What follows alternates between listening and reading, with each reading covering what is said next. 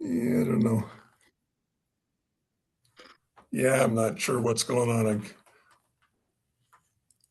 I'm not at my desk. I'm in somebody's office because it gets a little disturbing to everybody around me if I work from my desk on a Zoom meeting. I don't know. I think And that'd be and I fun. also I can't use my Rocketdyne or my NASA computer to do Zoom meetings because they don't allow Zoom. So I have to Oh, drag in my personal machine, to and do, then if I yeah. want to, And then trying to get that of to the course, I can do it network.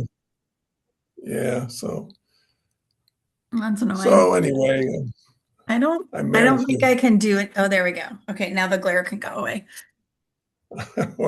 I managed to work my way through it as best I can. And the guy that knows the most about tech that sits near me goes home before 3, so Wow. I don't necessarily get help. I don't So I don't I, like that I don't life. remember how familiar you are with Taguchi. Um, I got through like 2 days of a course and then I got told I Okay. couldn't do it because it was taking too much time away. Yeah. So I know a little bit and also like did not read the last chapter because this weekend's been crazy. Yeah. The Taguchi thing is really an intriguing way to view that Deming in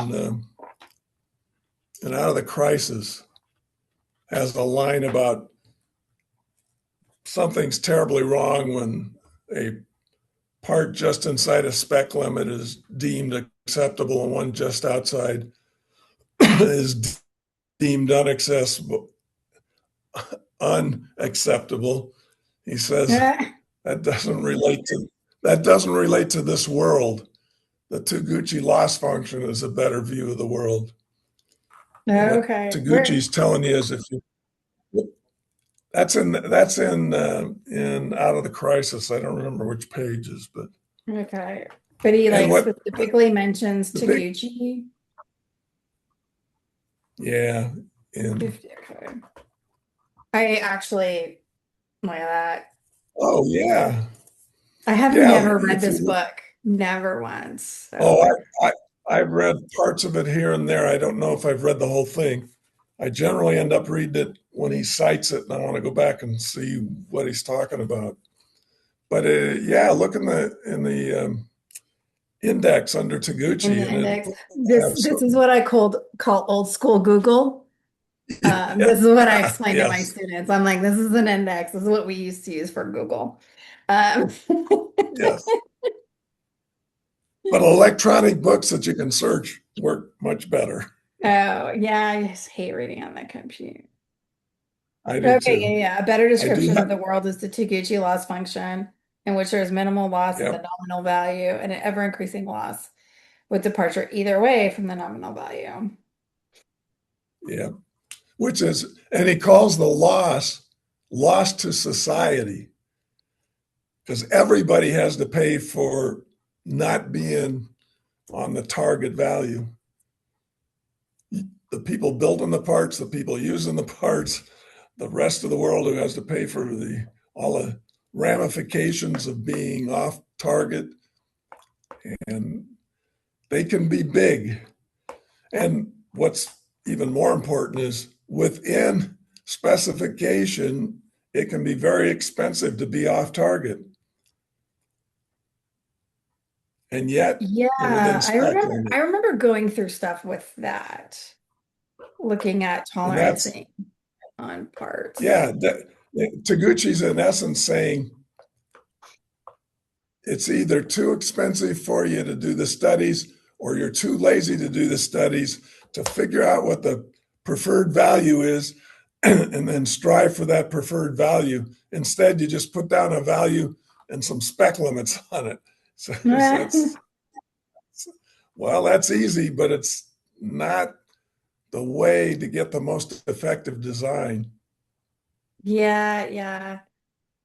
And And I the concept behind loss is so fascinating because he's talking about loss is what happens to everybody else when you do your thing. It's not what happens to you, although you might be involved in It some of the can. loss too. And that's a really different view. Bill used to ask if you were walking around the Rocketine parking lot and saw a nail, would you pick it up? And almost everybody says yes. And he says, you're preventing loss to society by doing that. Because somebody, maybe you, but maybe somebody else is going to run over that, get a slow leak in a tire, be stuck on the freeway with a bunch of other people trying to get around him. There's a huge loss associated with that nail going into somebody's tire. And you picking it up is a reduction in loss. And that reduction in loss for Taguchi means an increase in quality. So you can actually increase the quality of your product by doing things that don't touch the product. If you can make the product in a way that consumes less electricity, doesn't change the product, but it reduces the loss, the cost of you doing business, the cost to others of you doing business. And I think that's what a great way to look at things. How do I make improvements? I reduce the loss, the cost to other people for what I'm doing. Well, I think Google's doing that now when they're opening all these new facilities next to large rivers or bodies of water where they can use hydroelectricity rather than, Yeah, just right. Sorry, I'm yeah, dealing with a really yeah. big headache today and I'm very barely here. That's that's definitely the concept, though, and it's fascinating. And Deming offers that the real value of the loss function is it gets you out of thinking everything in spec is okay and everything out of spec is not. So it says that's a crazy place to be in. You could be in spec and still creating way more loss than you need to, and you could be out of spec and not really creating that much loss. Depends on the shape of the loss function. Mhm. And the typical idea is that it's parabolic, although the parabola may not be symmetric. One side may be steeper than the other, but it doesn't have to be parabolic. He offers in this chapter one of them, figure 36. So if you're getting to the airport or the train depot to catch a flight or a train, coming early, there's a loss associated with that because you're sitting around waiting. But coming 1 second late is kind of a problem. There's a huge loss, but the loss Yeah. function is a straight line because you're just losing time all the way up until you can get on the plane or the train. But it has a steep, so the left side is sloped, and the right side is an instantaneous jump. You got there too late to catch the train or the plane, and suddenly there's a big loss associated with that. Yeah. Well, unless there's a train every 5 minutes or something Yeah, in yeah, America, so no. no, yeah. In Brazil, when I Yeah. miss a bus, it doesn't worry me because there'll be another one in 10 minutes or 12 minutes. In Los Angeles, if I'm using the buses and I miss a bus, I'm pissed off because it's 45 minutes to an hour before the next one. Yeah, yeah. So, and in Brazil, because they're crazy people and stay up all night, the buses are running well past midnight. When we were there for the Olympics, after the beach volleyball, which was run at, I think it began around 10 in the evening, because they wanted the rest of the world to be able to see it, so they didn't run it at a time that would be earlier in the day. So they ran it at 10:30, but that meant the beach volleyball activity wasn't over till after midnight. Great venue, though. You look up behind you and there's Christ the Redeemer. And out behind, they're playing volleyball on Copacabana Beach. So and the beach is always lit so you can see the waves rolling in. And then afterwards, Oh, we went very to a cool. restaurant across the street from the venue and had something to eat and stuck around. And we were still there eating and drinking about six of us, and a bus pulled up, and it was 2:30 in the morning, and the bus was there, and people were getting on and off the bus at 2:30 in the morning. I said, well, the bus runs all the time. I can understand how I could get around here without a car. Yeah, yeah. But that Taguchi whole idea that if you're looking to improve quality, start focusing on what loss you're creating and then how you might eliminate it. I tell people that the guys that manufacture tires create a lot of loss. I mean, first of all, there's a loss that they wear out and you have to replace them. Second of all, there's a loss Hmm. that they have to be mounted and balanced. You have to pay for that. And probably the biggest loss of all is somebody has to dispose of them when they wear out. So you could improve the quality of your product if you could develop a way to dispose of those tires or chop them up in little pieces and have them get used by people who are doing asphalt paving or something like that. That would be for Taguchi an improvement in quality of your tires because you've reduced the loss associated with you producing tires. And the tire loss can be big because you can make people sick because there are tires that are laying around collecting rain and mosquitoes breed in them and mosquitoes pass along Right, diseases. right. So when you start looking at it, and that's Deming says there's no exact value for a loss function because it depends on how far downstream you go and what you elect to look at and what cost you assign to it. But Hmm. it's not the calculation, it's the concept that is valuable. Is there a way for what are the losses I'm creating? Is there a way for me to reduce any of them? And that has nothing to do with specification limits. Doesn't matter what the specification limit is. And that's a hard thing for most engineers to get out of. They're so used to they know there's variation, they want to account for it, but instead of studying it and saying, well, you know, how how steep is the loss function? As you move off the target value, how much trouble does it create downstream? And some things are flat, so you can miss the target by quite a bit, and it's not a problem. Well, Right. okay. If it's steeper, then you need to be doing something about trying to figure out how to design it so it's a flatter loss function, or that you can compensate for the loss you're creating downstream. But recognizing that even if you're in spec, you have a chance of doing something useful if you're thinking about instead of just being within spec, meeting a target value. Deming talks about that too. The Six Sigma and Lean and all those people are Hmm. looking at whether or not you're in spec limit, and they measure how close to the ragged edge of the spec you are. And Deming's pointing out it's much more important how close to the target value you are. The target value may not be the center of the spec, especially if you're trying to launch space vehicles. You would like it the lightest it can possibly be without being too light to break. Yes, So, yes. so you're going to give them a value, and then engineering typically will give you a value plus or minus the same thing.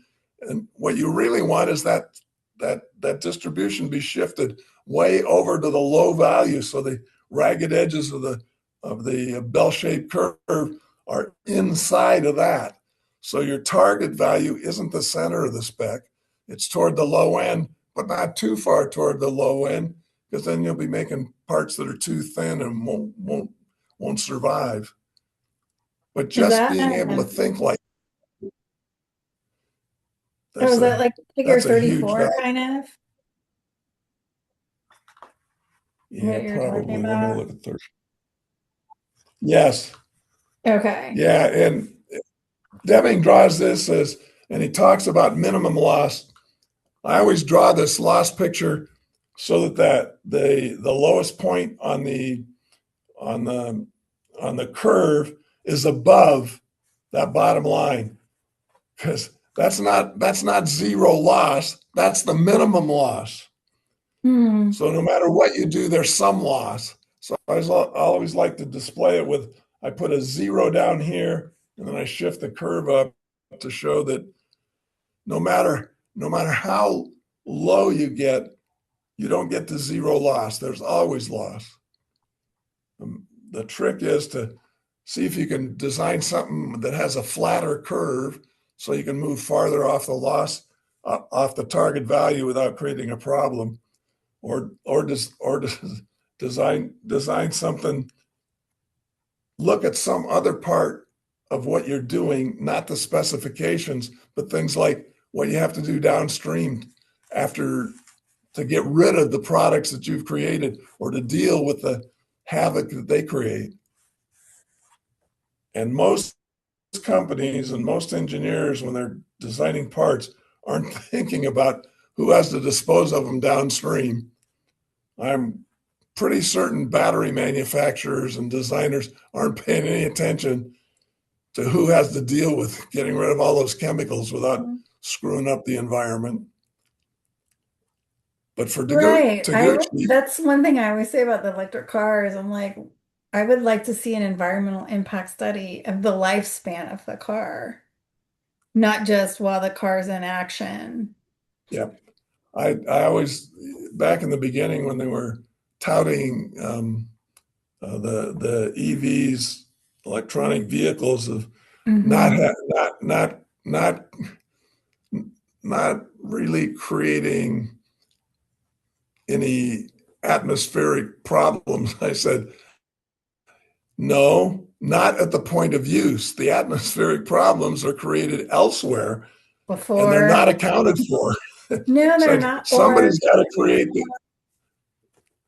and they got to make the batteries, the mines that they create and all the nastiness of that. Mhm. And then the batteries, I think the batteries are like 8 years or so, and then they need replacing.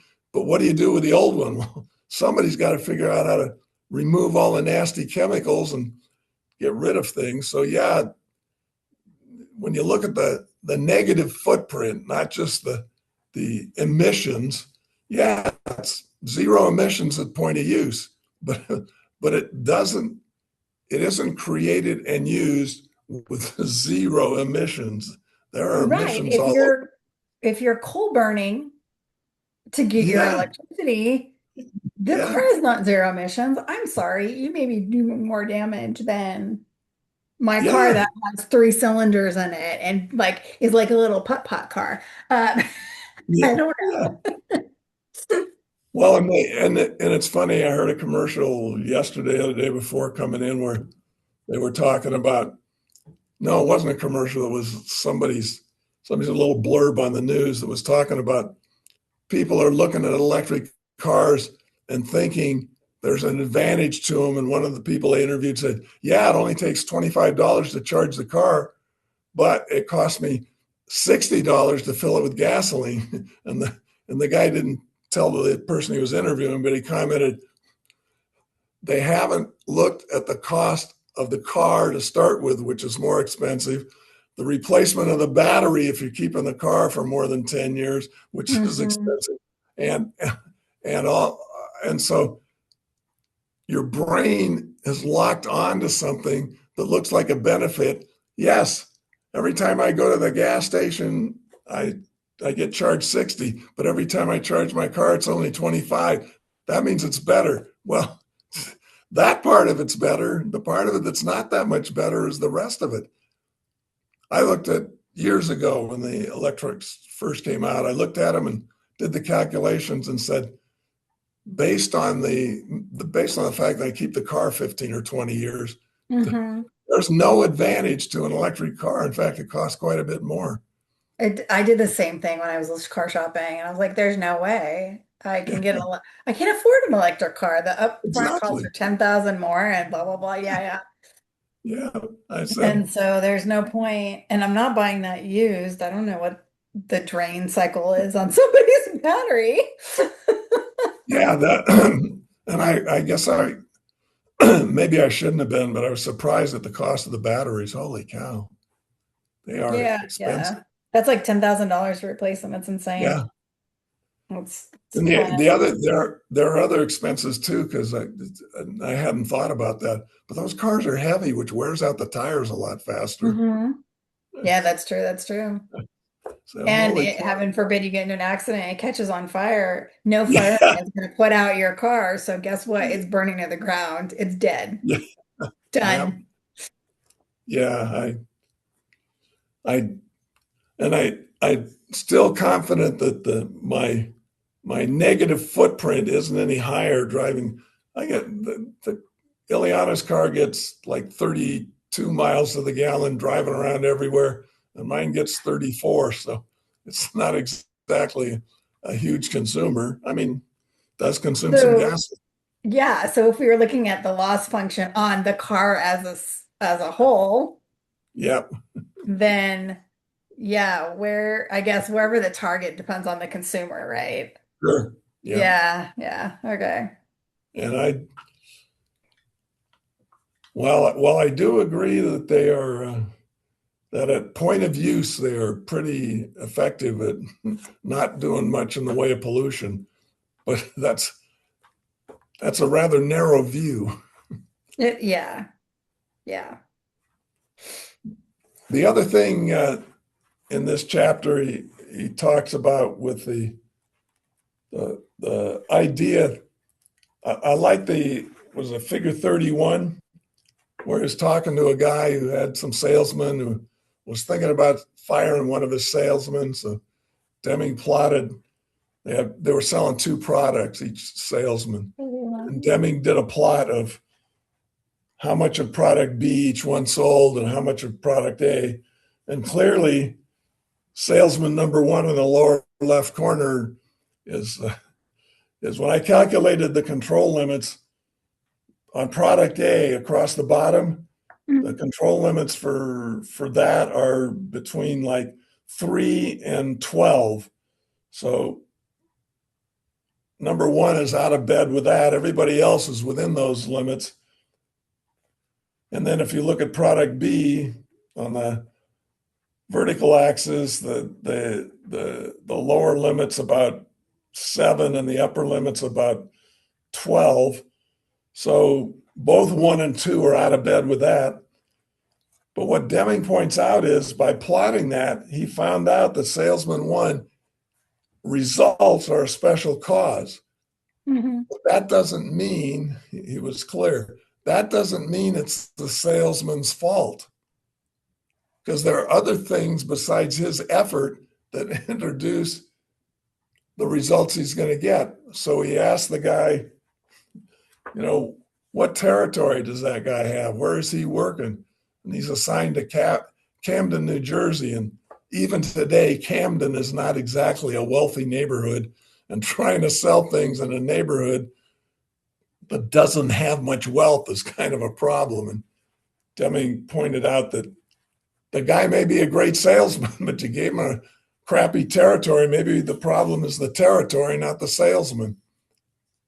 But Or you can look at the like, yeah, you're selling that much product in a neighborhood that wouldn't normally buy your. I don't know. Yeah, you could look at it yeah, different ways, well, right? yeah, it's recognizing you have a special cause, but not leaping to the conclusion that means some person is responsible. It's a Hmm. system thing. Well, look at the system. Say is Or like you say, look at the system and say maybe that's not a bad return because in that neighborhood, how much return can you expect? That's a pretty good return. Maybe we ought to keep Yeah, yeah. doing that. He doesn't say what they were selling, but I don't think I'd like. I'm not sure I'd like a salesman's job. No, thank you. Although I feel like I have it some Yeah. days. Yes. Sometimes I'm selling. What I try my sales pitch usually isn't a sales pitch. I try to ask questions that'll get the person across from me curious enough to start asking his own questions so I can sort of suck him in. Yeah. But if I can't get him to ask questions, that's okay. He's not interested. Maybe next time I'll ask him a question that will cause him to get interested. That's I feel also, like I want to do this with my commute, is create a little, just mark how long it takes me and when I yeah, leave. yeah, yeah. I noticed um, about 8 months ago, I switched to coming in at the time everybody else is coming in, and coming in 2 hours later. I can get on the freeway and I drive the part of my route on the freeway is like 20 miles, and there's like Hmm. 4 miles on surface roads either way. So just looking at the freeway coming in at 10 o'clock, I can pick, it's 4 lanes almost all the way in. I can pick a lane, drive 62 miles an hour in that lane, never have to hit the brakes, never have, and just go, go, go, go, go. What the hell? That's that's pretty nice. Yeah, and if you don't mind working like a little bit later, then Yeah.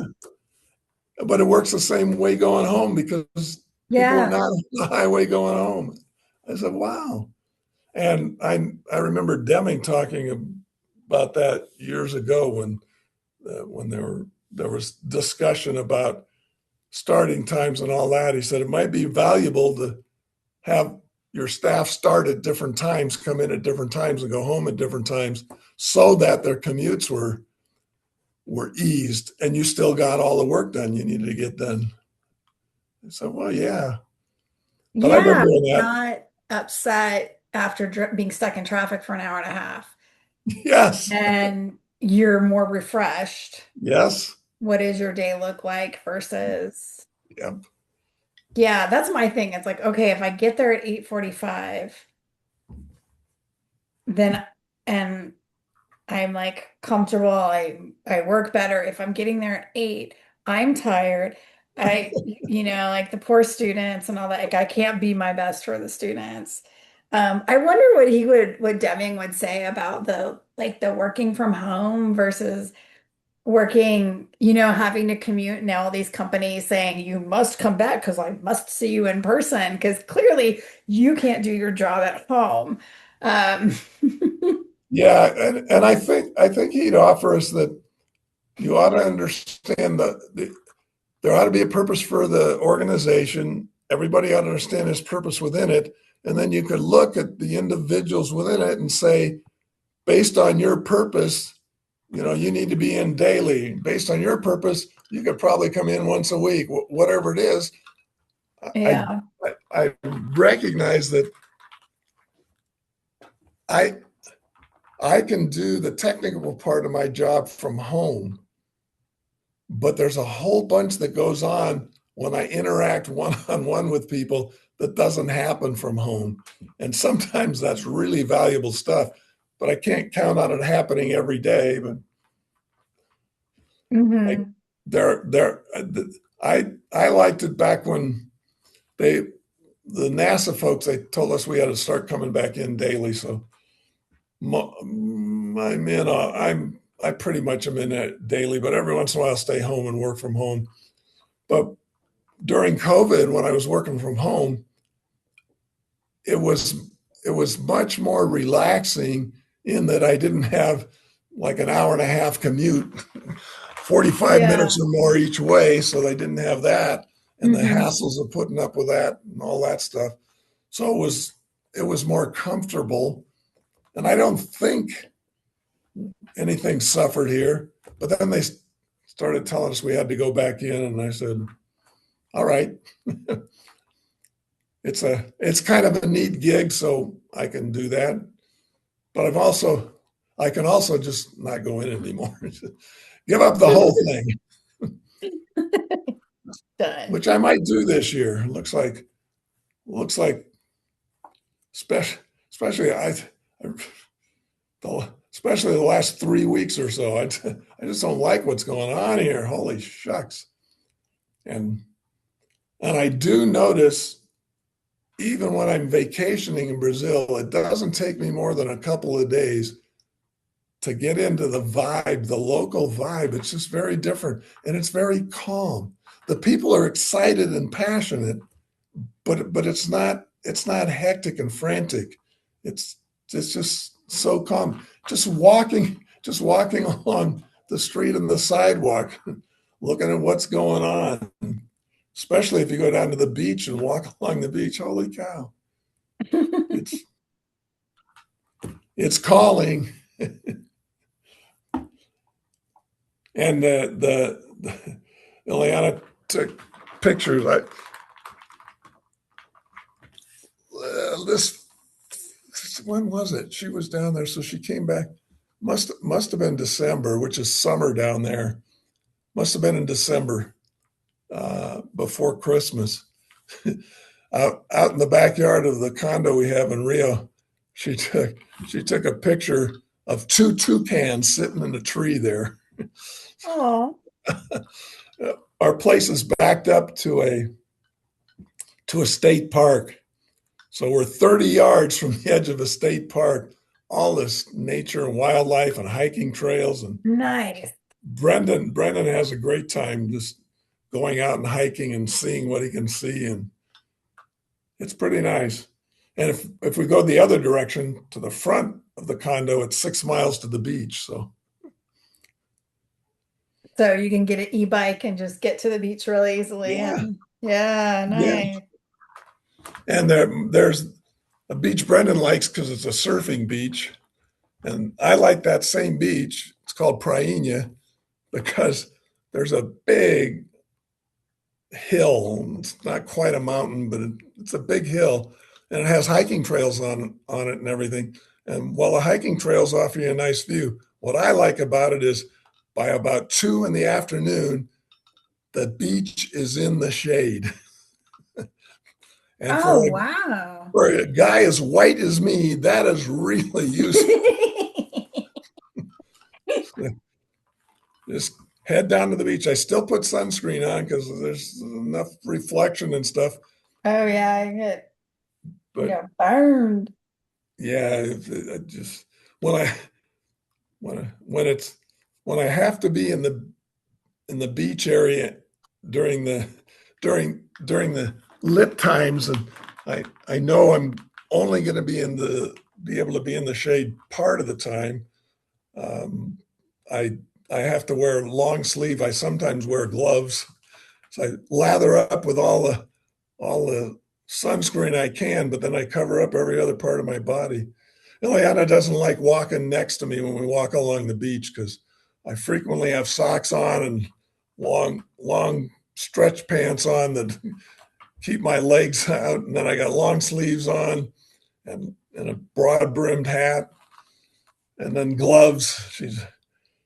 That's not cool looking. I said, yeah, but Do they have it's really like it's a really useful. endearing term for that? Like Hawaiians call white people haoles, which is not an endearing term, but Yeah, yep. But the other great thing about the beach is that every 150 yards there's a kiosk with umbrellas and everything else, and generally they have a pretty good restaurant service. They always have drinks, so you can get beer or wine or hard liquor or whatever you want, and it's got shade. So, and frequently they have live music. oh So wow. I know. Just Sounds walk like along sounds the like beach. Austin without the beach. Yeah. That's so it's calling.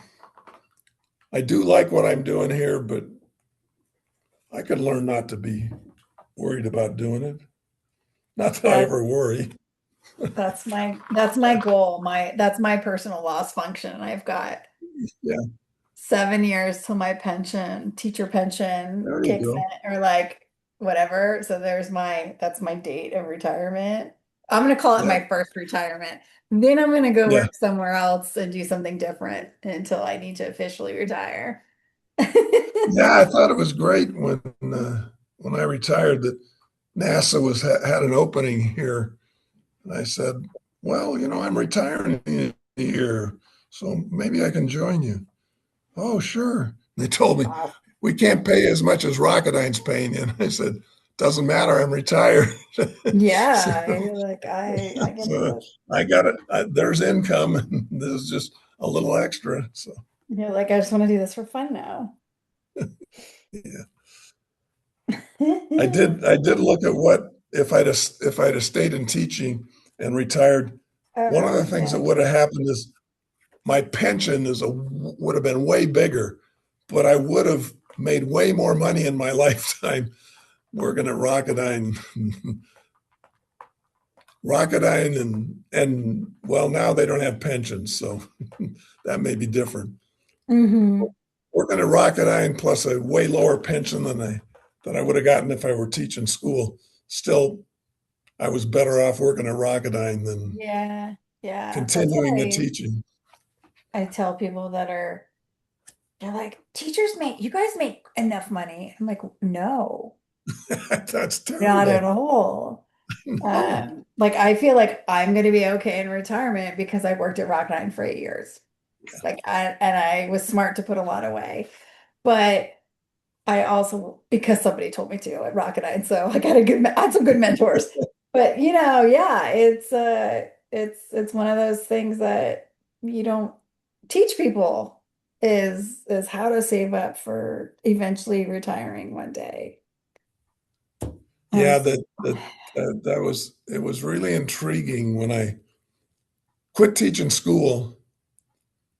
I had a master's in English and was teaching English as one of the subjects, so competent in that. And math, I had a minor in math and the physical sciences, so the math was going okay. And the first 3 years, two of those three, I went to Europe and spent the whole summer there because I was single and I had money, and that was great.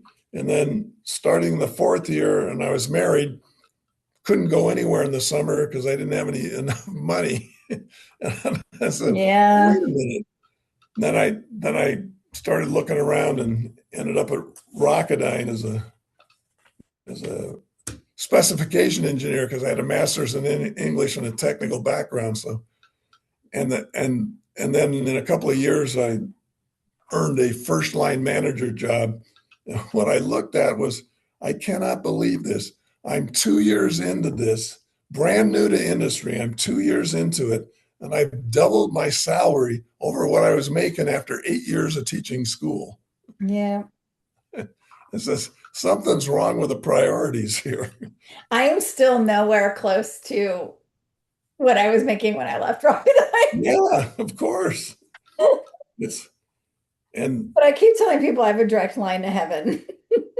yeah, it's just well, if yeah, I mean, they do pay teachers. They just don't pay them very well. Not a good livable wage. Yeah. Yeah. Yep. Ay, ay, ay. And Deming talks about that too, because some of what happens, part of what started me teaching was I liked the time off, and I thought it would be fun, and I did enjoy the kids, and I did sometimes enjoy poking the administration for being stupid. So that was entertaining, That is fun. and I was doing that, and I liked it. But then when it got to be that I was sort of locked up in the summers, couldn't do anything because I didn't have enough money to do anything to stay home. I started looking around, and luckily I hit Rocketdyne because it's been fun, Mhm.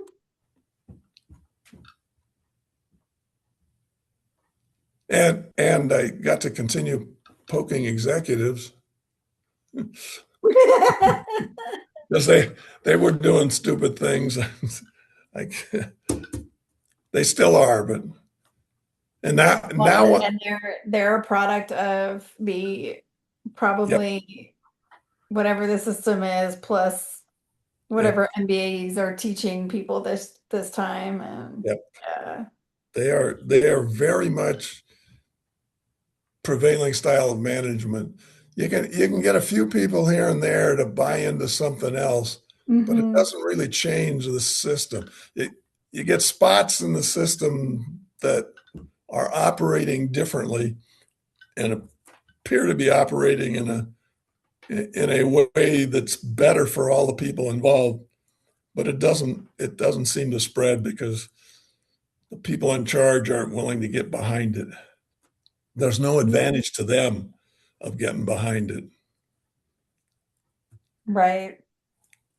That's Akoff pointed that out to us years ago. The system you have in place, there are two kinds of mistakes you can make: a mistake of commission, doing something wrong, and a mistake of omission, failing to do something you should have. The only thing that shows up in the record books is doing something wrong, because you can see that you spent money and it didn't work out. If you don't do something you Yeah. should have, they don't notice you didn't spend money that if you'd had spent, we would have been a lot better off.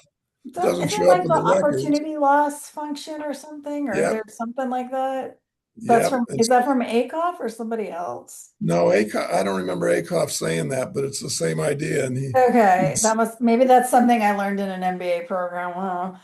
he said, well, and what he's offering is the system rewards not making change. Because if you do something and it's the way you've always done it and all hell breaks loose, they can't blame you. Right, right. But if you try something new and something goes wrong, it's all your fault. So Hmm. the system is stacked. Then the other thing I remember Yeah. Akoff saying and pissing off a bunch of executives he was sitting next to, and one of the end-to-end things, the Rocketdyne executive was there, and Akoff said the the system is set. What is the purpose of the organization? And there's a little bit of discussion, and Russ offered his observation that the purpose of the organization is to maintain the standard of living of the people running it. Yeah, I think a lot of organizations are like that. Yeah. Exactly. So they don't, what they make all their decisions not based on all of the stuff you think you might make a decision on. It's based Mhm. on how does that personally affect their standard of living. Well, and it could be like in bonus money or stock options Yep. or Yep. yeah, yeah, or Yep. driving up the stocks and making them Yep. look good, which yeah. Yep. Yep. And the executives he was sitting next to got angry about that, but he's got a lot of evidence that says that's what's going on, Hmm. which is also why, if you're going to transform an organization, Deming talks about it. You can start from where you are to try to lead the transformation, but at some point, you've got to get the people who have the authority to decide where the resources are spent. You have to get them on board, because if they're not on board, the organization isn't going to transform. Well, and I feel like, and maybe because I've been stuck in these positions before too, where it's like you're trying to make change, you're doing your best, and you could do it in your little circle. But then you're Yep. fighting against the system for so long, and it's tiring. Yeah. Yeah. Yeah, it's It's very tiring. And I found in the school system, the rubber band, they will let you expand something. And then if you get a few more people to join in, it doesn't take long for that rubber band to snap back to where it was, because they get nervous. It's looking too different from what they're used to. yeah, right, right, right. Or yes, let's go back to this thing. And it's like, wait, you told me this was okay 2 days ago, Yeah. but you're not liking the results. And rather than saying, oh, I don't like the results because of XYZ, yeah, we're just gonna go back to this method. Yes. That's I think I mentioned that to somebody the other day. I said, when you're working, and I always figured if I was pushing the administration, whether it was here at Rocketdyne or even at NASA, or when I was teaching school, that if they got mad enough at me, or decided to get vindictive and threw me out, I could always find work somewhere else. So it wasn't a big deal. Hmm. And I never got thrown out of anywhere, but I got a lot of people mad that were supposed to be in charge. And their solution I found was really intriguing. Instead of going after me and trying to create some kind of retribution, they pretty much ignored me.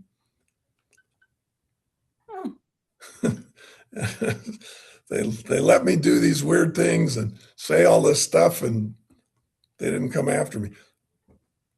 But I think part of that's because I asked after I got promoted to a second level manager. I decided my job was spending a lot of time protecting the people that work for me from the people above me. So I wanted out of management. And the other thing that happens when I got out of management, when you're in management, you have to be careful what you say. Because if you say something that stirs up a bunch of the people, it's sort of like creating a revolution, and you're the leader of the revolution. But if you're not a manager and you say those same things, you can get a lot of people stirred up, and it doesn't create the same havoc and create such a target on your back as it does if you're doing that as a manager. So Yeah, that's like the because they you have no power in the organization really. yeah, So yeah, you can say things and do whatever, but yeah, yeah. yep. I remember the guy that took over for me was really good. Did you might know Cade Wilson. Mm-mm. Anyway, he took over for me, and we bumped into each other. And he said, "You know, the other day, so and so, Ron Tyre, so and so told me you're just like Higgins." And he says, and I took that as a compliment, but he Thank didn't mean it you. that way. Yeah, isn't that the whole point? So it is intriguing. Russ talked about, wasn't Russ, it was Barry Bebb, former VP under Kearns at Xerox, reported to Kearns and talked about how to transform an organization. He was frustrated because as a VP at Xerox, he couldn't make stuff happen. so, so his Oh, idea, so he said, I hear all these great things. I want to do this, but yeah. so his what he taught us was you start the change wherever you are, and then you just keep bringing people in as you can. And the best way to bring them in is, yeah, okay, your peers, but you and your peers need to find somebody at the next level of management who you can bring on board, who then can explain your idea without you being there to support them. And then that Mhm. guy at that level or gal has to spread it among his or her peers, and they have to do the same thing. Then let's move it to the next level. And it works their way up the level. The top level he called the cloud. That's where all the executives are. And he says, and you with your great idea can't go to the cloud because you're not one of them. And if you go make a presentation, the best you can hope for is they say, that's an interesting idea. We'll consider it. Because that's just kissing you off. Right, right. And That's they're not going to do anything else because you're not one of them. So mhm. this tier that he's talking about, working your way up, you eventually get somebody who's one of them offering those ideas and pushing them, and that allows a transformation. And he said, there's an interesting disadvantage that sort of becomes an advantage when you're doing this on your building this thing up. For every friend you create 10 enemies. But two things: the enemies don't get organized because they don't really think there's any threat. And then if it comes back down from the cloud, he calls it, now it's raining back down. Those enemies, if they resist, look like they're resisting the direction the new organization wants to take. And so they don't really resist much because that's going to put them in a really negative position. Oh, So yeah, you're going to yeah, make a lot of yeah. enemies, and the enemies aren't going to get organized. And so if You start a transformation at the top and it comes raining back down. Doesn't matter you got enemies. You know what to do. You can help them implement it because you were the one that helped explain to them what it is. And the other people don't have any expertise and can't resist because they look like they're resisting the direction of the organization. It's just a couple of things, like it takes forever and there's no guarantee. Yeah, yeah. I think that's how it works anyway with some things. And the big thing is like, oh, we're trying to standardize all this stuff. And my boss keeps saying, I want to systematize something. And I'm like, I don't think you understand how that works. I Yeah. don't think you understand systematize the definition. I said, would you like to create a system to get something done? And yeah, he's like, yes. And I was like, okay, well, let's use proper terminology first. But everything they do, they want it to be a one size fits all for everything. And I'm I like, know. each teacher's unique, each student's unique. So you want to create these systems that are one size fits all, yet you're telling us that we have autonomy in our classrooms to work with our teachers or work with our students, and I can work with other teachers and create different assignments for different students, but you want me to use this one size fits all system? Yep. No. So basically on their system, they want us to put like every assignment students will have to do. And the students can track the dates and stuff. And I do a lot of projects. And so I just put project and I link to the assignment. And Yeah. I'm like, you figure it out because I don't know how long it's gonna take Joe to figure it out versus like somebody else. Each Yep. student's different. It might take a student 3 months to do something, and it might take a student 2 weeks to do something. All depends Yeah. on. And I don't grade on success or failure because I'm like, hey, if a student fails, they're gonna learn more. So I guess I try to resist the system, but then like you're saying, and it just kind of light bulb went off, like I guess I'm resisting in my own way, but I'm also complying with the current system by at least being like, here, be happy with this. Yes. Yeah. Um, That. but I do want to ask you a question because we do have so I'm working with this group of teachers on a professional development thing, and I was talking about like eliminating grades and how I can do that in some classes, and it's harder for me to do in the standard classes. And we have a math teacher, and since you were a math teacher, you might have a good answer to this. She's like, I don't know how to I could eliminate grades on math. It's easy. The, and the thing that's so intriguing to me is in working with teachers who all got educated and all accept the premise that people learn at different rates. And Hmm. they built an entire system on everybody learning at the same rate. I said, I said, so here's what I do. I'm teaching Algebra 1. We do Chapter 1. I give a test on Chapter 1. I score the test, and so now I know I've got scores for tests. And Hmm. and if I decide, what the competence level is, at a certain point, you're clearly not very competent at this, which tells me what I have to help them work with. But then when we go through chapter 2, at the end of chapter 2, I give a test on chapter 1 and chapter 2. And same thing for 3 and 4. So if this student gets what looks like a failing grade or well below average grade for chapters 1, 2, 3, 4, and 5, but on chapter 6, somehow his light bulb has gone on over all this time and he's figured it out and he gets an A, his grade is an A. Well, yeah, but he's got all these other grades. You have to average it. I said, Okay. I think, yeah, I think she'd be behind that because you are like math, especially builds, builds, builds, builds, and you might yes, not get it, like you're saying, till chapter 6. yeah. And then when they were mad at me saying, well, no, you have to grade on an average. I said, why do I have to grade on an average? What's the grade trying to tell me? What the guy has done for his history or what he knows now? Yeah, yeah. And if the grade is what he knows now, who cares what he used to know?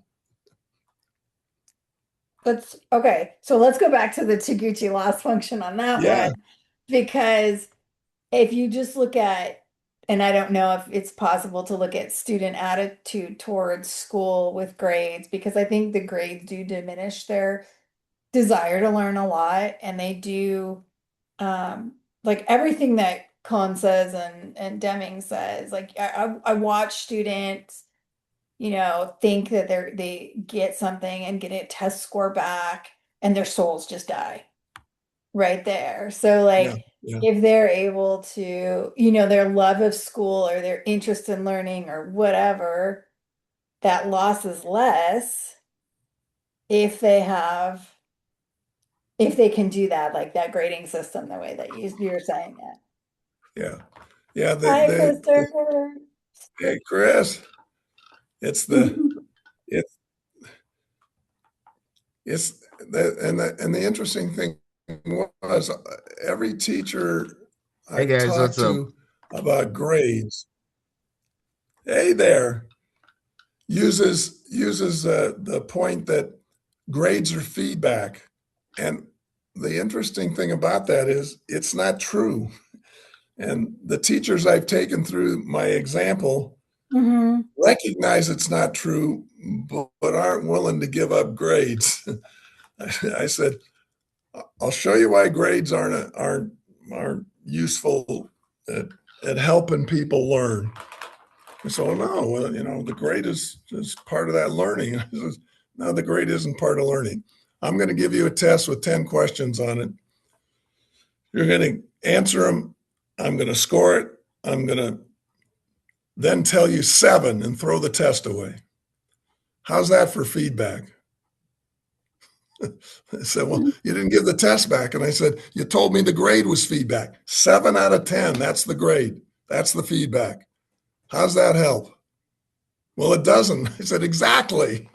Yeah, yeah, yeah, yeah. Okay. There's no point in the grade. Certainly, helping them understand what they did right and what they did wrong is very useful, but that's Hmm. different from a grade. Yeah, yeah. And that's it's why it's easier for me to do in like more of the elective sciences or in engineering science. Because Yes. also when people question me and I was like, oh, have you worked in an engineering industry? Because I have, I never got grades for my work. I got feedback from people of, ooh, Yeah. change this, change that. Ooh, you missed this whole thing here. I never got, oh, you got a 7 out of 10. Yeah. Except for, I guess, on the annual reviews. Uh, Well, yeah. And I think I told you, I, my annual reviews in teaching, I'm after 4 years, the principal quit coming to evaluate me every year because he said, I see what you're doing and I like what you're doing, but it's not what you're supposed to be doing. So I'm going to quit coming to evaluate. So he didn't have to write something up saying I wasn't doing what I was supposed to. And then when I started working here, and they wanted me to create some goals, and I'm thinking, okay, I haven't worked here before. I'm going to create goals for a job I've never done. Okay. And then at the end of the year came around, and we looked to see if I achieved the goals. And they said, well, now you got to create goals for the following year. My light bulb went on, so I created, I think it was 5 goals we had to create. I created 5 goals that required other people to do things to help. Otherwise, we couldn't accomplish them. But they looked like goals that were useful to accomplish. So the guy bought off. Then following year, when we're doing the performance review, he says, "Oh yeah, well this got done. That's good." I said, "Okay, the second goal here, well that didn't happen. Well, you didn't meet that goal. Well, that wasn't your fault." And I said, yeah, I know. He says, well, okay. So I went to another one, and that also had the same problem, didn't meet the goal, but it wasn't my fault. So he says, next year, you have to write goals for things that only you are responsible for. And I said, I can't think of anything useful that only I am responsible for. If we're going to get anything done, it how has much to be. water you drink, how much time you have to use the restroom. I mean, that's it. I said, I can't think of anything. Everything I'm doing, if it's going to be useful, involves others. Hmm. And that's the way it should be. And we shouldn't be running around grading each other on it. Yeah, yeah. It's, I have a friend who they get peer reviews done, yeah, and then people that work for them review them, and then the upper yeah. management reviews them. And I'm like, don't we all get that every day by working with people? You Kind of can. like little feedbacks here and there. Yeah. I don't know, Christopher, is it like that for you too? Yeah, well, I mean, I'm listening and I'm just thinking that you see, all of those systems actually make get the assumption that one, the person actually doing the grading actually knows what to expect or knows better, you know, may not have even done as well as probably the person that they are grading, but the person that being graded will never probably know that, the person that graded them didn't have a clue as to what thing. So, you know, um all of those systems sometimes just require people to think about it. But when you think about the education system, yeah, like I said, it's also to change because the quality assurance systems, quote unquote, on these systems kind of um embed these things in the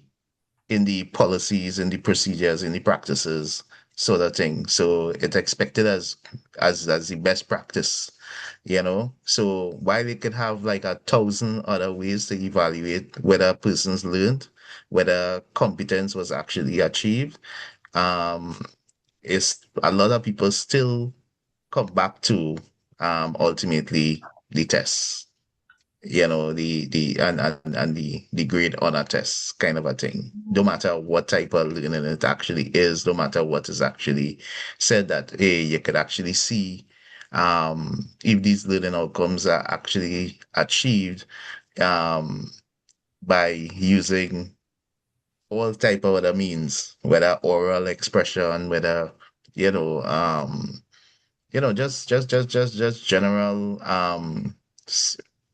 application of the learning, applied based learning and all of those type of things. And none of those things may actually require um, ranking it or saying that this person is better than that person and putting people against each other.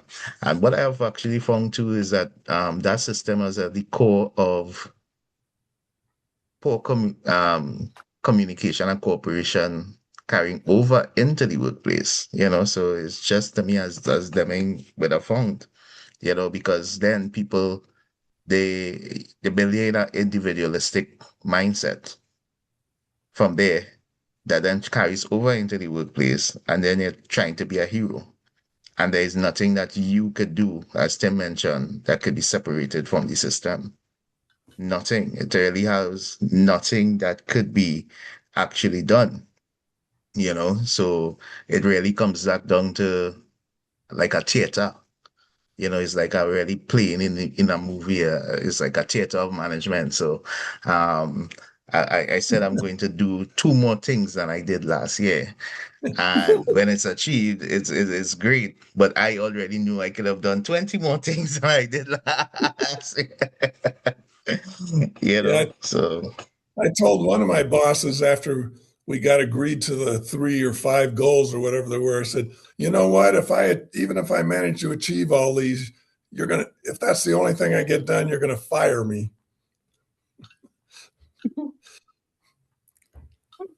Deming points out that all of that activity that we do, both in schools and at works, is trying to use try, try, try, trying to take trying to inspect quality into the product.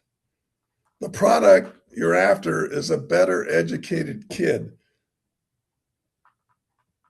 That's a whole different thing from one that scores Oh, a yeah. certain value on a test.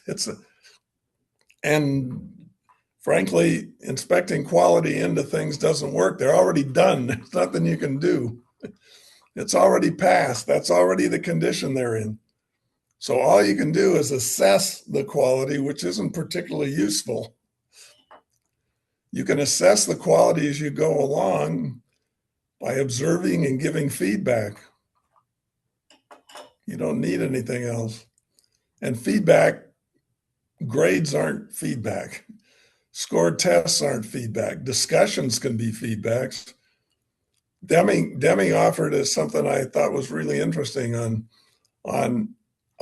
tests. When you give multiple choice tests, what you ought to do in the multiple choice test is put the comment up there and A, B, C, D answers and say, under what conditions is A correct? Under what conditions is B correct? Under what conditions is C correct? Now you're getting somewhere. Yeah. And that is so important because again, um, it comes like you're hypothesizing that everything is going to remain the same and that you're operating in a controlled environment. And quite often that is not the case. You can't keep all the variables stable, or they're not probably under your control for you to be able to say, well, this is actually going to replicate itself over and over again as you are trying to apply this over and over again. So that's why I think it's even important that as a manager, when you go to a new organization, you try to even unplug yourself from what you had practiced in the past at your last organization. Kind of just forget it altogether. Spend time learning about the new organization, the people, the systems there. Rather than trying to just bring what you would have done before into the workspace, or your one right way, that sort of one right way thinking. I think sometimes the learning process could actually make a lot of us believe that it only have one way, one right way to do this. And I think that is where some of the complications with some of the management system standards come in, because for some people, probably even some people who write in the standards, they believe it only have one right way of accomplishing this particular thing, when you could actually accomplish the same results doing it in multiple ways. But I think even more importantly is the interactions that we allow to actually facilitate the outcomes that we desire is more important than just achieving any type of result. Yeah, there's an interesting thinking process that Edward de Bono offered, and he calls it the ABC. There's another name for it, but ABC helps you remember it. And you map out a process you're trying to study. This happens, then that happens, then that happens. So you got a nice flow chart of the thing. Then you go into each step and you ask the question, can I cut this step? Just not do it anymore. So that's the C, ABC. That's the C. Can I cut it? If the answer is yes, then don't do that anymore. And you go to the next step and you say, can I cut that? And maybe the answer is no. I said, okay, no, you can't cut it. He says, then why do you need it? That's the B, because. I need it because. So now you know the purpose of that thing. Then the next step is, then you go to the A. Is there an alternate way to achieve that purpose? Mm. So now when you're going through this little activity, you can very quickly get rid of stuff that is absolutely unnecessary to do, come up with why you're doing the things you need to do, and consider whether there are better or different ways of doing those things. And it's a very simple process. But it's like you say, Chris, it's not one size fits all. And if you bring whatever you think you know from another company to the company you're moving into now, what makes you think it's going to fit together? People used to complain to Deming sometimes and say, well, he's not telling us what to do. They haven't recognized he can't tell them what to do. In their organization, he doesn't know what the heck they're doing. He doesn't know what's going on. The people that are there might be able to figure it out if their light bulbs go on and they start looking at it. And then they, in turn, can figure out what to do. But Deming was just, in essence, confirming that one size doesn't fit all. I can tell you something to do, but it may have nothing to do with what needs to be done where you are. It's back to what you were talking about, Nicole. One size fits all for every student. Well, It no, can't. Yeah. and one size doesn't fit all for every company or every department or whatever it is. But it is, as Chris points out, it's a system and it's interactive. So what happens over here has an effect on what's going on over there. And you need to deal with that. In fact, that's where managers ought to be spending their time instead of rating and ranking and grading.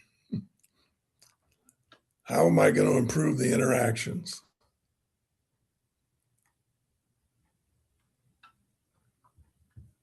And the team members, this is an interesting one to try to help people with. Sometimes you can see it in sports teams who've developed that way. The job, when I go on a soccer field to play soccer, my job isn't to score a goal, isn't to prevent the other guy from scoring a goal, isn't to get an assist. It's to do things that will make it easier for my teammates to do what needs to get done. And if you're working in a company and you can help the company understand that each of us in this company needs to be doing what he or she can do to make it easy for everybody else to do what they do. That your obligation is to everybody else. And rating and ranking doesn't help with that. In fact, it interferes with it and creates competition where we need cooperation.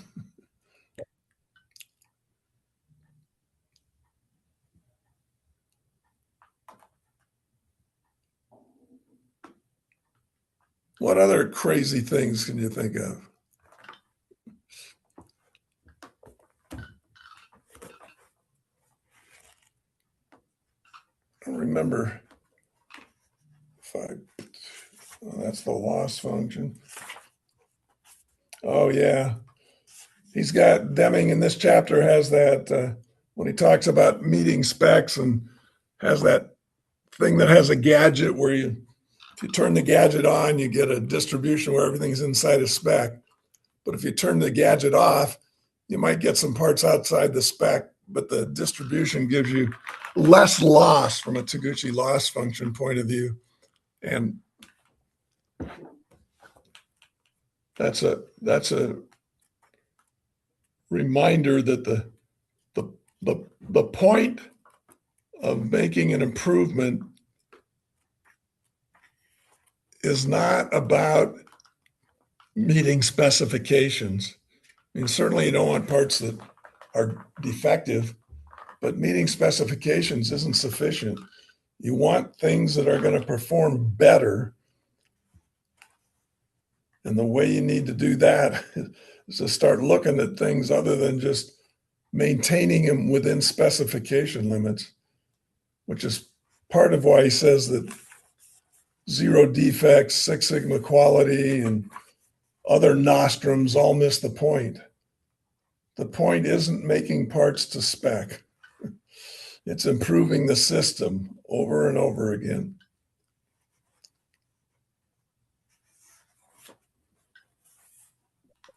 But I am still fascinated by the people who are deeply into Six Sigma and deeply into lean and think they're Deming devotees. So no, you might know something about what Deming does. You might even be able to implement some of his ideas, but you don't recognize that what you're talking about is not even close to what he's talking about.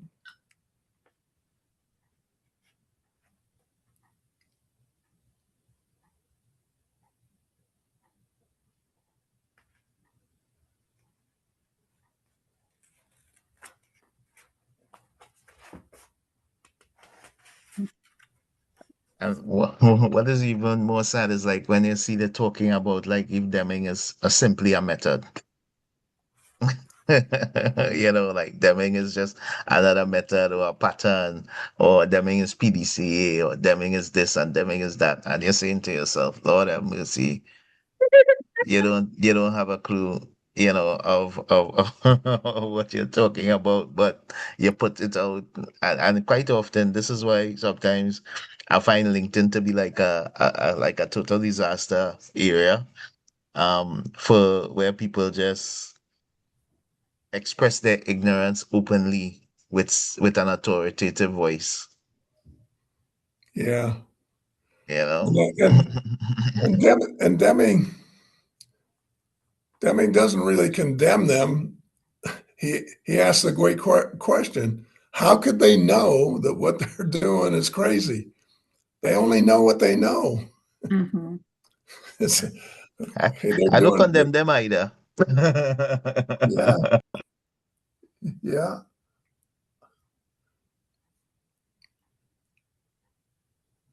Yeah. And, I also and I Deming, also understand that the teachings are taught everywhere and it applied as good practices, and that's what everybody pretty much learns, and they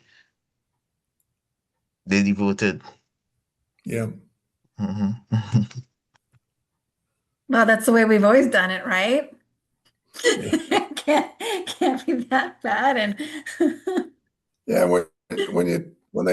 When people talk about Deming's work, they sometimes talk about the data, sometimes they talk about various things having to do with quality. And for me, and I've talked this over, Dick Steele sees the same thing. For me, what Deming is pushing is knowledge and learning. He's all about learning. The reason you apply the system of profound knowledge to your organization or to the world around you is so you can learn something. Because if you learn something, it allows you to take different action than if you hadn't learned that thing. So it's about learning everything you do. Deming talks about that when executives are always screaming that they, they've got data and they want you to use the data to decide something. And Deming says you don't even know what data to collect until you know what you're trying to learn. And I know in organizations, they're always sending people around to do stuff because they think have data that is telling them something, but they don't even know, they don't have a purpose. I'm trying to learn this. If they had a purpose, there might be some value in saying, okay, how could we learn this thing, or and then go through the activity to learn about it.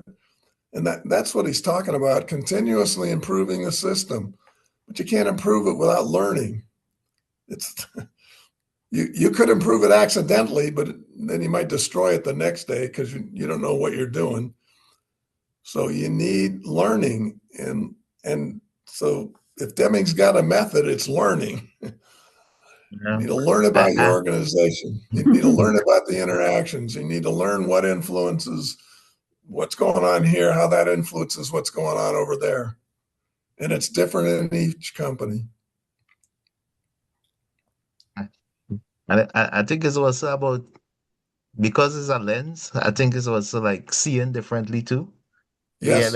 and thinking differently. So you know, I think Mike was saying like is, just this whole a map of theory. Yep. And what does a map of theory really do is give you a direction, but you then also have to um to know what direction you want to go in. Yeah. And use the map, to help you to get there, but also you gotta observe your environment, and observe um the condition, and like I said, also understand your aim, what is your purpose, what future direction you really have set, and also recognize that you're never going to know everything about the system at any point in Yes. time. So you have to continue to learn as you're going along, experiment, continue to test things, be curious, Yeah. and never feel comfortable to think that, oh, we got it all right, we have it perfect, and this is the one way that we're going to continue to do it because conditions may change, people may change, new learning, new insights may come into your organization. So you always have to be prepared now for that ongoing, continual learning process that Yeah. And then bring about change. that learning process is so interesting because it's one of the crazy physicists, and I can't remember which one, had a great observation. He says it was probably Feynman. The experimental physicist faces an ever increasing frontier of ignorance. So if you're trying to do what Deming would like you to do, what happens is you're going to learn something, and in that learning, you're going to find out there's a bunch of other things you didn't know anything about that you need to go learn.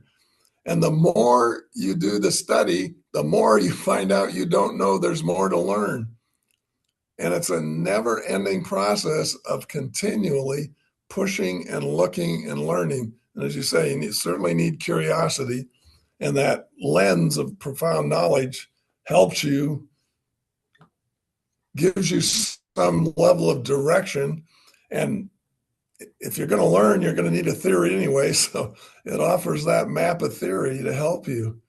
And I think it's Mike Twitty talked about that when he was working with I can't remember which auto company, and I think it was an auto company, and they were implementing some Deming stuff, and they were working at it, and they got up and they said, "Wow, look, we made it to where we were trying to go." And then he says they turn around and look, and there's another mountain in front of them. It's a mountain created by them having learned. Before, they were too ignorant to know there was anything out there to chase. And yet, after doing all this, struggling and learning from it, they found out there's a whole bunch of other things to chase.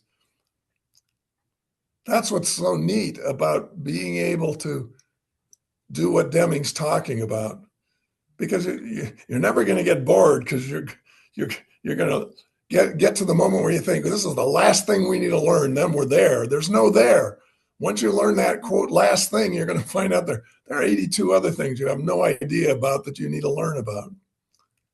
But you didn't even know about those things until you learned about this one thing. That's right. You couldn't get there without going Yeah. through this learning experience. I said, wow. So one thing I was thinking about as Christopher was talking was about, like, you never know when everything in the system at any given point, because it's always changing. So I feel like our knowledge of a system is kind of within spec limits. Yeah. And so much of it also depends on what your perceived role of it, your perceived role of your role. I don't know if I'm saying that right, in the organization. So if you're Yeah. managing, you're like, the system must do this. And if I'm like a little willing worker, I'm like, no, I'm here to do this. Not knowing what the whole system is. What's interesting to me, you talk about that, the person who's here and he's just doing his thing. What's fascinating to me, back in the olden days when we first started this country, and they offered that people are created equal and all that stuff. The peasants, who are treated like garbage, bought in to the elite's belief that there was this kingdom of God and the king was God on earth and everybody had to do what the king said. The peasants bought into that. Their light bulbs, they weren't experienced enough to challenge that. And that's what happens within an organization. You get people that do what they're told to do the way they were told to do it, and they don't even realize there's anything else that can be done. They have bought in to this, and they're not buying into it because they think it's the greatest thing in the world. They're buying into it because it's the only thing they know. And that's why learning is important.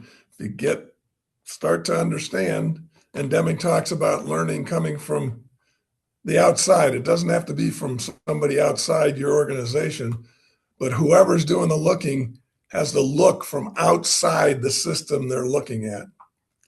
Because if you look using the systems that you're part of, you're going to find nothing new. You're look. If you want to find something new, you have to be outside the system looking back in at it. And the profound knowledge helps you get outside the system.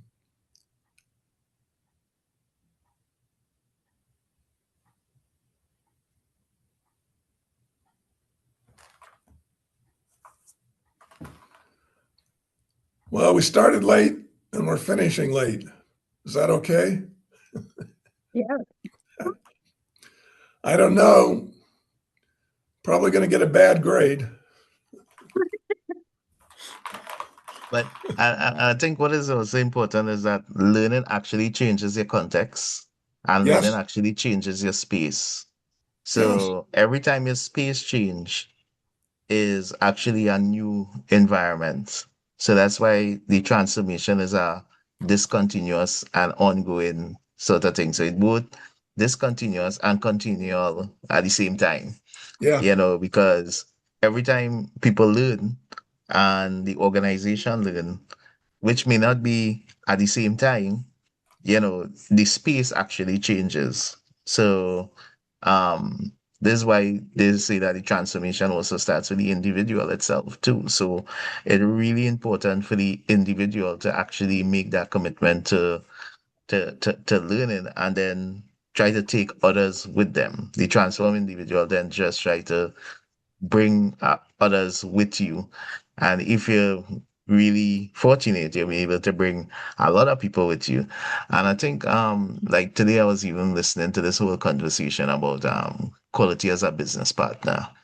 And I'm saying to myself, I don't even understand what they're talking about, because like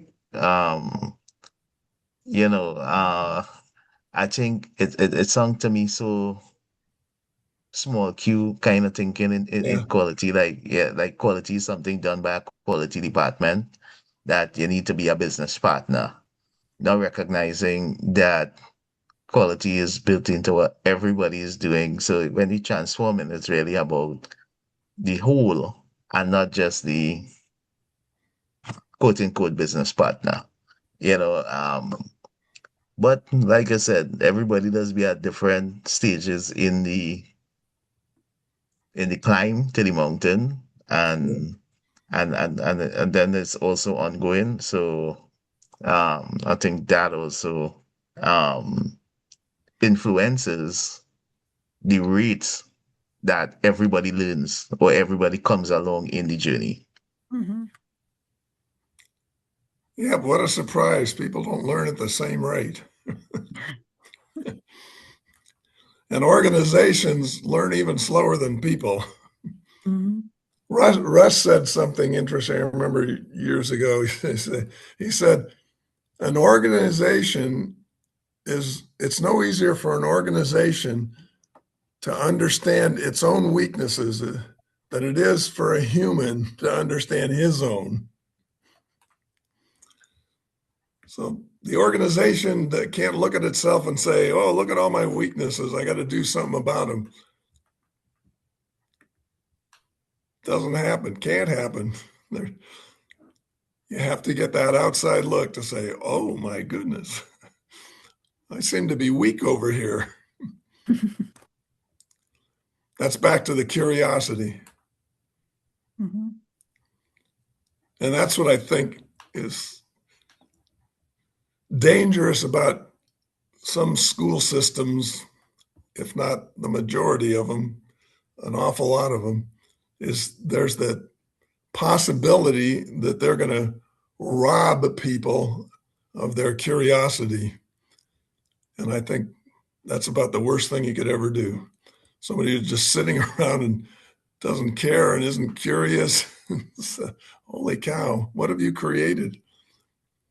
And I think parents do that with their kids too, I and I'm know. saying this as a non-parent, so sorry, but like I see it a lot when I'm out. Like, Mom, why? Mom, why? How come this? And like parents are just like, shut up, kid. I Like, know. I answer these know. questions right now. But that and school of no, don't ask questions. I'm talking right now. You can ask about these things later. Yeah, it does kill that curiosity. Yeah. And I remember telling one of Brendan's teachers, oh, I think it was his, must have been his third grade teacher. Because in first and second grade in this school, they didn't give kids individual grades. They would give them tests and score the tests, but they didn't give individual grades. And then in third grade, Brendan came home and he had a report card and had grades on it. And I was not sure what was going on. So went in, made an appointment with the teacher and asked her, so was there something that goes on physiologically with kids that during first grade and second grade, you don't assign grades to whatever work they do, but in the third grade, you start assigning grades? So what do you mean? And I said, well, they got along the first 2 years without grades. Why do they need them now?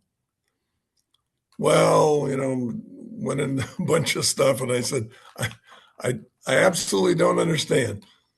Yes, the student needs feedback, but he managed feedback in the first two grades, in the first two levels, first grade and second grade, without scoring and ranking tests and ranking them based on tests. Why can't that go on? And trapped in a system that says that's what we do. There's no rhyme or reason to it. And I said, wow, Mhm. if there's nothing in the child that's changed physiologically to make this valuable, what's the point? It was working well for 2 years. Why not continue with it? And how could she know? Oh, because that is not in any teacher training, I will tell you that. Yep. Uh, Yep. I never got trained in it. no. All right. Well, thanks They for just wanted the, to follow the leader, actually. So just as it Mhm. was done to you, you do it to yes, others. Yeah. yes.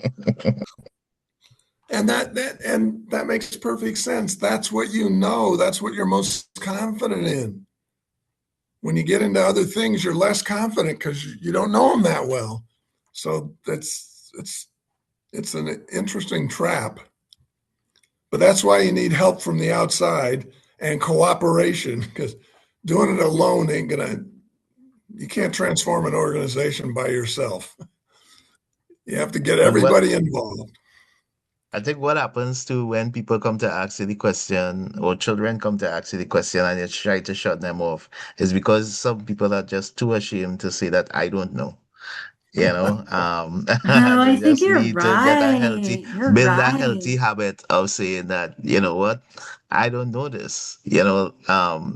We can either learn it together, or you could probably guide them or coach them into a direction where they could go to explore or learn more, But Mhm. I think we also have to build a healthy habit of saying, well, you know what, I don't know this. Yeah, and then I think, You're like you right. say, offering, you say, I don't know this, but maybe I can help you learn it, or maybe I can point you in a direction where you could learn it.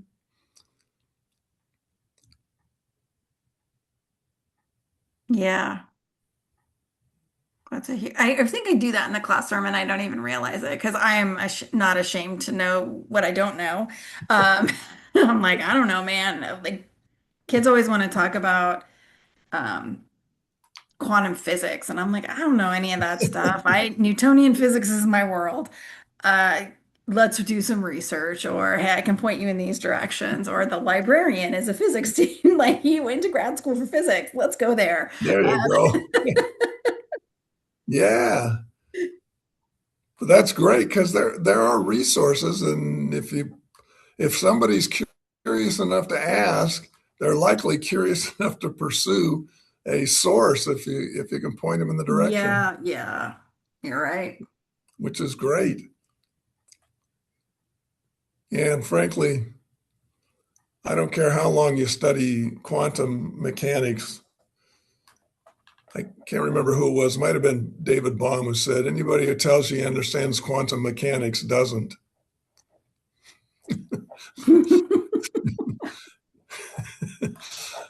It's not understandable. It doesn't make any sense.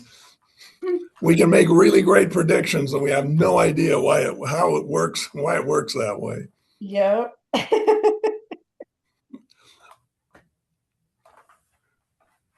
But they're learning more and more every day. In Yeah, fact, that's the big part. the when I was reading one of Bohm's books, I really like his books. He was writing it for the other physicists, so he was being very careful about explaining his idea and all the math behind it. And unfortunately, my math isn't good enough to understand his math, but I understood what he was saying and the ideas he was doing. So I read the entire book and ignored every one of the equations, saying, if the equations are bad or there's something wrong with them, the physicists are going to be writing nasty letters to him. I don't have to do that. Let me try to understand what he's talking about away from the mathematics of quantum mechanics. He seemed to be one of the guys who sort of changed his view of what's going on when he discovered that consciousness is so much a part of what we claim goes on with quantum mechanics. And he says, if consciousness is so important, I got to go find out what the hell this thing consciousness is. So he started studying what the hell is consciousness and how does that influence things. It's a great point. All right. Well, I'm going to end the recording and say thanks for joining again. Oops. Come on, more. No, somewhere I got a recording thing. I've done this before. There it is. Record. Stop recording. Stop recording.